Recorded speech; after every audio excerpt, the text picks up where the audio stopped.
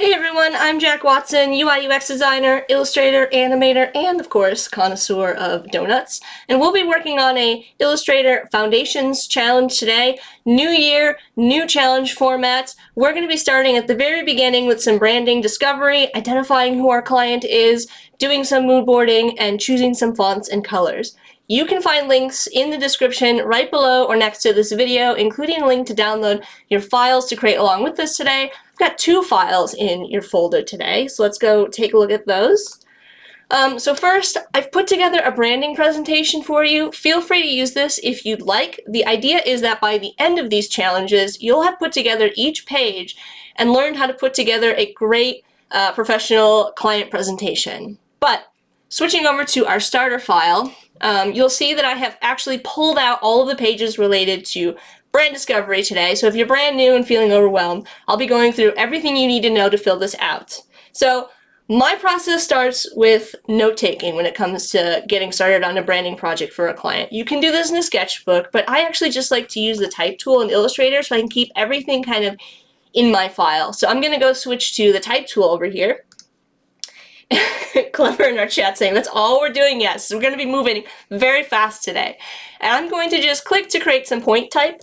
Once we have that, you can see it's kind of small, so you can either from this contextual toolbar here or from the control bar at the top, I can bring that size up so we can see it a little bit better. And I'm just going to start by putting in a general concept. So I want to make a brand for a breakfast restaurant. Surprise, surprise.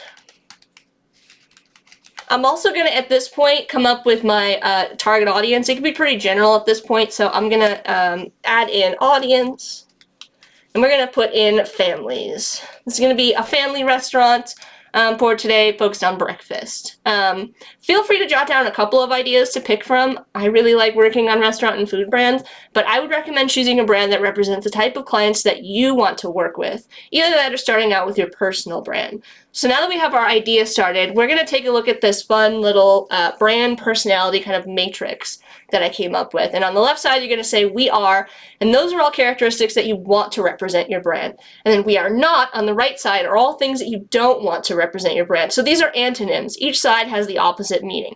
If you want to add more words, I kind of have got you started over here, but if you wanted to add more words to this, just make sure that you add a word on one side and then the opposite on the other side. So for example, if we have classic, we have modern on the opposite side.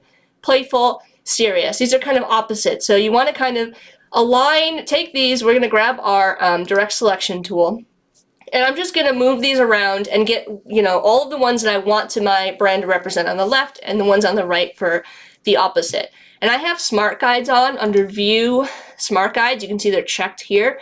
I personally like to use these a lot because it's really easy to keep everything aligned as we're working. So with the direct selection tool, because I've got all this stuff grouped for you, I'm going to select the type here, and I'm just going to drag it over. You can see smart guides are kind of giving me these crazy colors, and they're going to kind of help me align my traits as we go.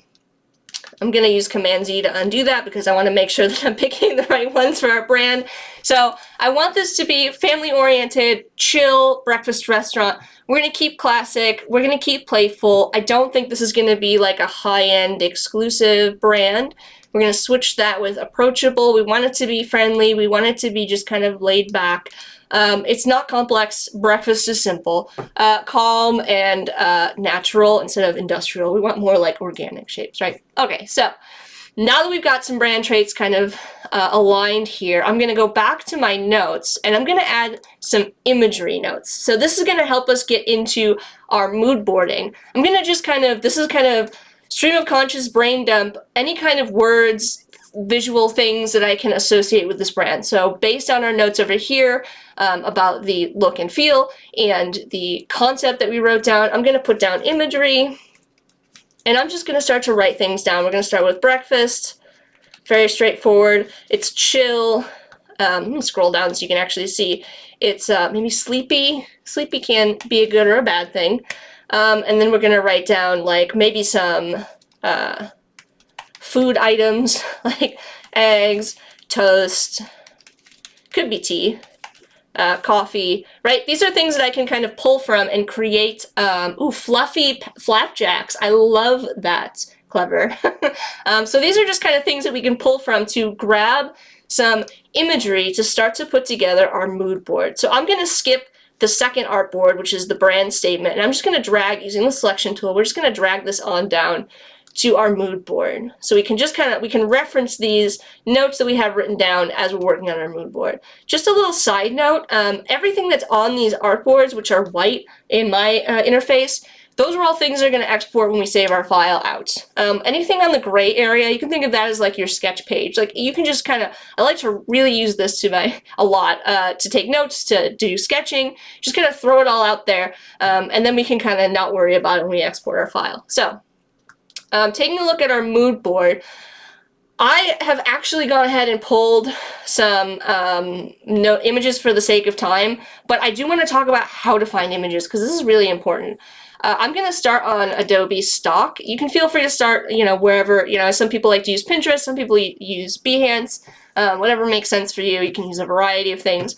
But I'm on stock.adobe.com, and I can search based on some of the imagery notes that I took. So I'm going to go in here and I'm going to write, you can see I did a practice with chill breakfast. We can type a different one. We'll do like cozy cafe.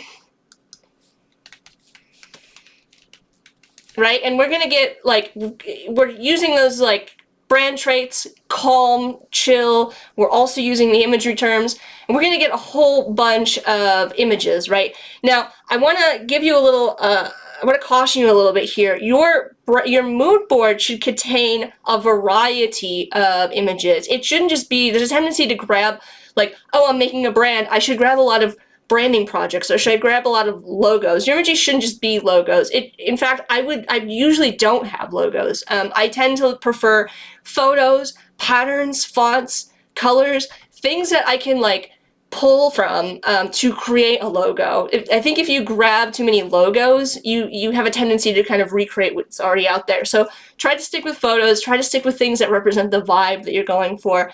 Now, once we find something that we like, we have two kind of options here. If you're not confident, you're not comfortable with libraries, Creative Cloud libraries, or this next up part confuses you, you could just do a download. You can download the preview just by clicking this button here.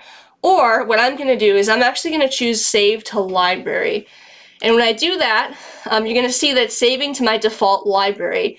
If you need to change that, make sure you hit that Manage, and you can change what library you want to save this to. Just make sure you note what library you're saving it to. I think if you don't have any libraries, it creates a default My Library for you that it puts it in.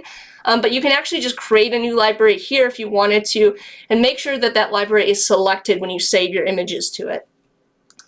So as you go through, you can choose to save these. You might want to pick something like this for a style reference or even color. It doesn't all have to be photos. Like I said, pick a variety of things.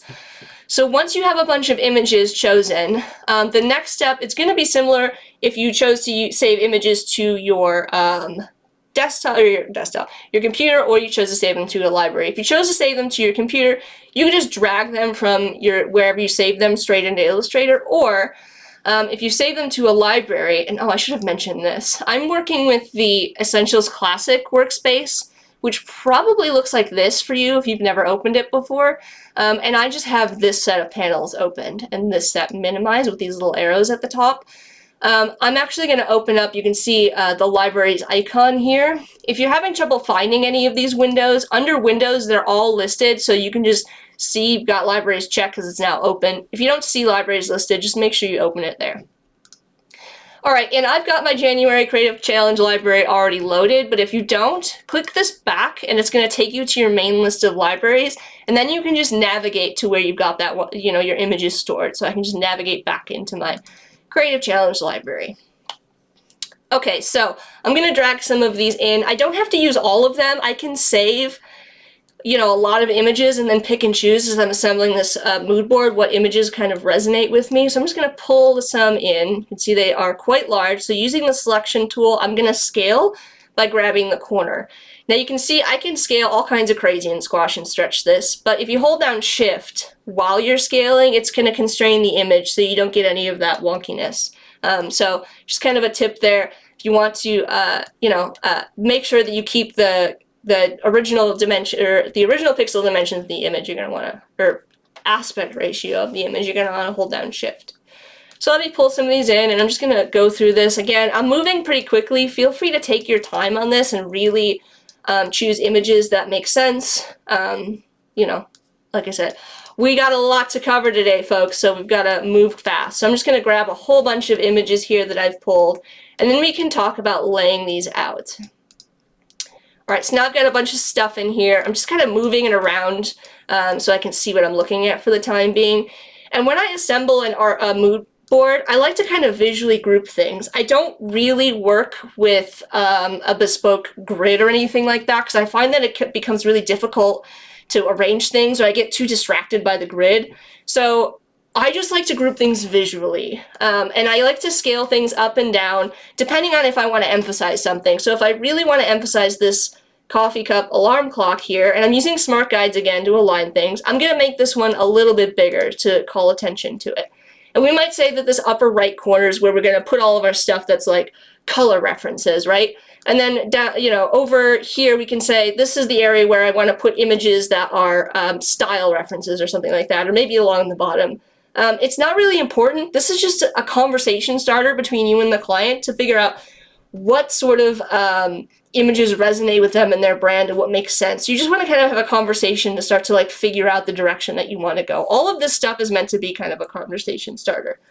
And yes, everybody in the chat, even though I'm moving very quickly, you can still pick up on like visual similarities, which is one of the things that we want to do when we're putting together a mood board. Let's take a look, an overall look, and say, what things, like, what are we seeing as like common themes, right? We're seeing a lot of yellow, we're seeing a lot of bread, we're seeing, you know, a lot of organic elements, hand-drawn, you know, that sort of thing. And that's what we kind of want to look at, so that when we go to the next step, when we pick colors and fonts, we can say, what sort of, you know, things can we pull from our mood board that we like or that we're seeing a lot of. So I'm going to move on. You know, you could feel free to like really lay this out. I've got this cyan line here is a guide, and guides don't actually export with your files. They're just there for your reference. So that's kind of helping me as I'm laying this out, get everything kind of inside of this nice grid area. I've also got a notes area if you wanted to include notes, like the, you know, the image on the left, if you wanted to describe to the client, like the stuff on the left is, you know, more of a style, stuff on the right's more of like colors, you know, that sort of a thing. So we're not gonna spend too much time on this. Like I said, feel free to go through and spend a lot of time getting your mood board set up so it looks, you know, really nice and represents your brand. Now that we've got this, we've got our notes, we've got our brand personality traits, we've got a mood board. Now we can start to think about our brand statement. Now, this is not a real client, so I don't have a brand name. So in that situation, I'm just going to kind of make one up. Yes, everybody in the chat is talking about breakfast foods, and I'm here for it. If you are joining us on our live chat, either on Behance or on YouTube, feel free to throw in some suggestions for a brand name for this, and also, you know, let me know what your favorite breakfast food is. If you're joining us on the replay, you can still leave comments on YouTube as well. Okay, so we need a name. We need something that kind of resonates. I love puns and I love wordplay. Reverb Mike saying waffles, waffles, waffles. Yeah, I don't think we're going to recreate the Waffle House brand today, but I'm here for it. I can use my research so far to pull a brand name using our traits, using our notes, and I really like, we're seeing a lot of bread, we're seeing a lot of yellow. I really like the idea of like loafing around. I don't know if anybody else likes this idea, but I think it kind of works for the look and feel that we're going for. So I'm going to name our brand for now Loaf, because it just kind of like fits the chill, sleepy vibe that I want to go for. And so in this brand statement, everything that's in square brackets, you're going to replace with your brand's information. So I'm going to replace client name in square brackets with Loaf, because that's what our brand is going to be called. What does the company do? So in this case, this is a breakfast restaurant. So I'm going to say Loaf is a breakfast, if I can type, restaurant. And then for who? Who's your target audience? Who is this for? And you know, this could be, these things can be, they're adaptable. If you have multiple kind of audiences that you're targeting, if you want to get more specific with any of this, you can. I'm just going to put in families. And then this is kind of the trickier part here, and this would be something that you would fill in, you know, based on conversations with your client. Cody's saying, loaf, someone needs to come up with an acronym. Yes, please give me an acronym. I love that idea.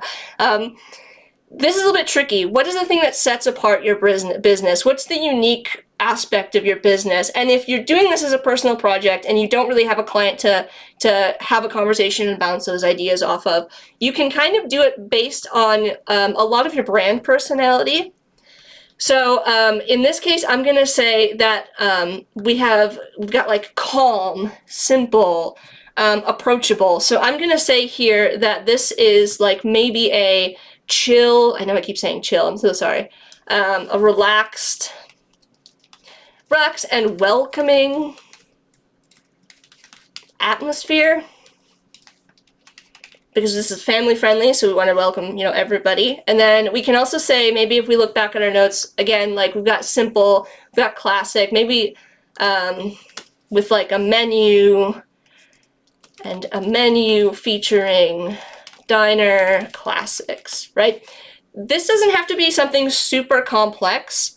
It can be short and sweet, and it should be short and sweet. This is just to get everybody on the same page. This is something that you share with the client to say, like, you know, this is what I got from our conversations. This is just kind of a short statement of what your brand is, who they are, who your audience is, and what makes you unique.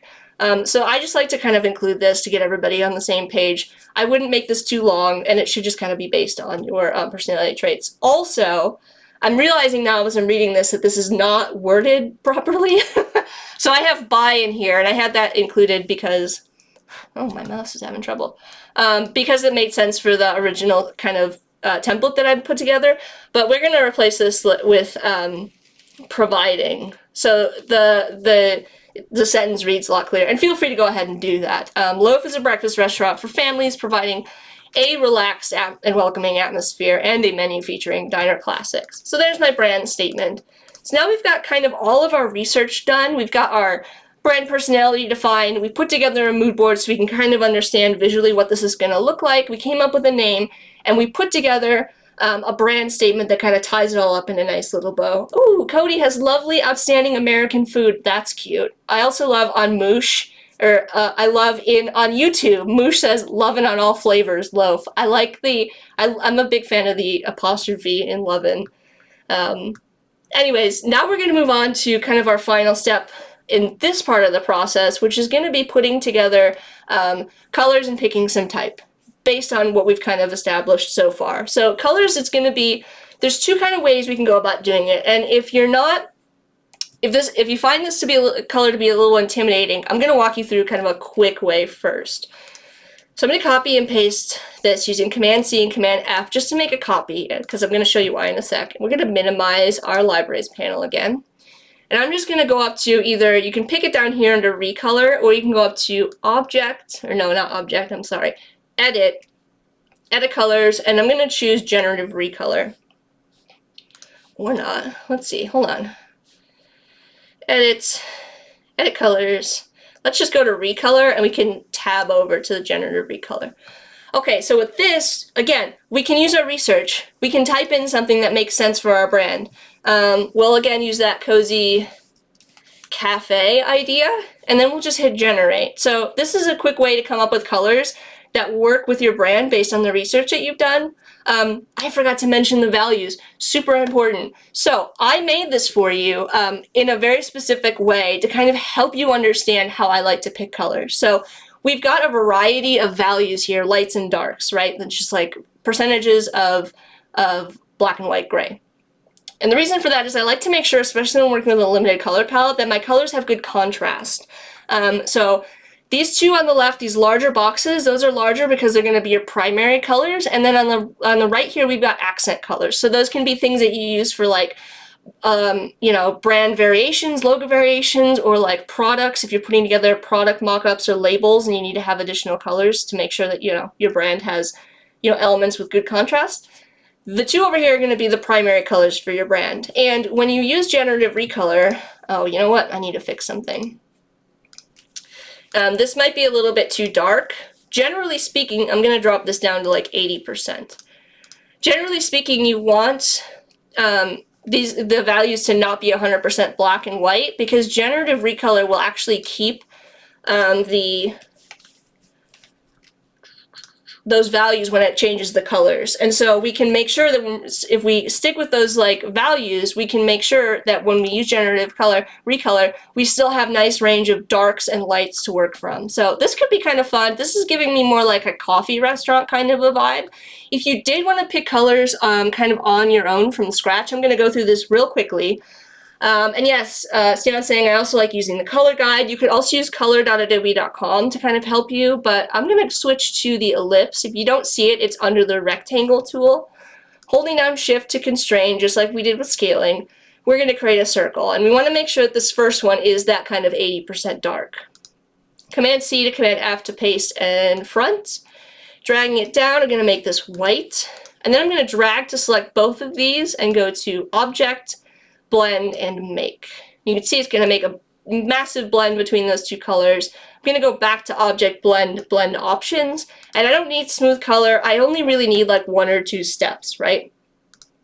Alright, so now we've got, you can see individual circles. And I'm just going to copy and paste this a couple more times. Command C and Command F to copy and paste in front. Grab my direct selection. I'm going to select my my fill color here. Make sure you've got the fill selected. You can switch between the two by clicking over here. Double clicking on that fill takes me to the color picker, and then I can just drag to select. I know that a lot of people in the chat were commenting on the yellow, so I'm going to go ahead and grab that since that's kind of a reoccurring color that we're seeing in our mood board. And then I'm going to go over here and let's pick a different color that kind of aligns with our kind of toast idea. We'll pick like a nice burnt orange kind of a color. I think that will kind of work well. And then for this last one, I'm going to pick a complementary color. So we're going to go with something opposite the color wheel. So instead of going with warmer colors, we're going to accent it with a cooler color. And again, if you need help, you can actually see this in action on Adobe Color. It'll show you a color wheel and you'll be able to cycle through the color harmony rules so you can see what kind of complementary colors look like. So let's go up here. I'm just using the hue slider to change the hue to one of these different colors. And then over here you can see from left to right we've got saturation, and then from top to bottom we've got values. So we can kind of bring it down and get like a darker color. Okay, and then if you were picking colors yourself, again, I want this yellow to be my primary, so I'm going to go ahead and just select that with the direct selection tool and eyedropper my yellow. Keeping with my values, I'm going to eyedropper the darker color for my second primary, and then I'm just going to go through again, and you can pick these tints in here too from your blend. So we'll start with like the darker, go a little lighter, and then go really light at the end. So those are two kind of ways you can pick out colors for your brand. If you wanted to do it a little more straightforward, or if you wanted to get really in the weeds and learn about choosing colors, I would go this route. Really just depends on, where you are in your Illustrator journey. So the last step is actually going to be picking out some type. And I actually find this to be a lot of fun, this last part, because we've done all of our research. We can, again, lean on those words to sort some fonts on Adobe Fonts. So if we go to, this is color.adobe.com, by the way, where you can find those color harmony rules if you want to see what complementary colors look like. But at Adobe Fonts, I'm going to go to all fonts, give it a sec to load, and up here at the top I can actually just type in loaf, and I like to do this in a couple ways. I'll type in loaf in lowercase and all caps just to see what it looks like in different oh, that I actually really like that. Alright, we're going to activate that, and in order to activate fonts you just click on this little add family and it'll add it to, and it'll tell you. Okay, but what I wanted to really get to is these tags over here. So you can see luxury, fun, friendly. These are all words that kind of are the same as like our traits, right? So we can click on one of these, like friendly. I like to sort by new just to see what's, what's the latest and greatest. And then you can just go through and you can, you know, activate the ones that you kind of want to use. I would say when it comes to fancy fonts with lots of accents or bold weights, it's best to limit their usage to your primary font, where it's just like the one brand name. And then you're also, if you are going to use a fancy font, I would pick a secondary font that's a little bit simpler and easier to read for things like taglines. We're going to get into fonts in a little bit more depth as we go through these challenges. So right now, just pick things that, you know, you think work with your brand. I've already forgotten the name of that. Don't do what I did and remember the name of your font. Let's go back out. Okay, this one was called Paroli. So I'm gonna go here, select my type, and at the top, I can actually just type in Paroli and it's gonna find it for me in that character. So you can just change your primary and secondary type to the options that you chose on Adobe Fonts. And that's pretty much it for today's you know, brand discovery kind of a thing. If you would like feedback, you can join our community for Illustrator on Discord. I'd recommend using a share link today in the upper right. And when you do that, you can create, I've already created one, but you can create a link. You're going to want to make sure that you have anyone with the link can comment. And when you do that, it's going to let people comment on your work and share feedback. So post that link in the Discord. I'll show you what it looks like. I use this all the time for sharing with clients so they can leave comments on things. You can see right over here I can add comments. I can even add pinned comments that I can, like, if I wanted to call out something specific. So anyways, thank you all so much for hanging out with me today for a Foundations Challenge in Illustrator. We went over brand research, mood boards, type, color using generative recolor, and blends, and share links. We're live once a week on Tuesdays at 9:30 a.m. Pacific Time at behance.net/Adobe Live and on the Adobe Live YouTube. But stay here for more live content right after me. Bye, everyone!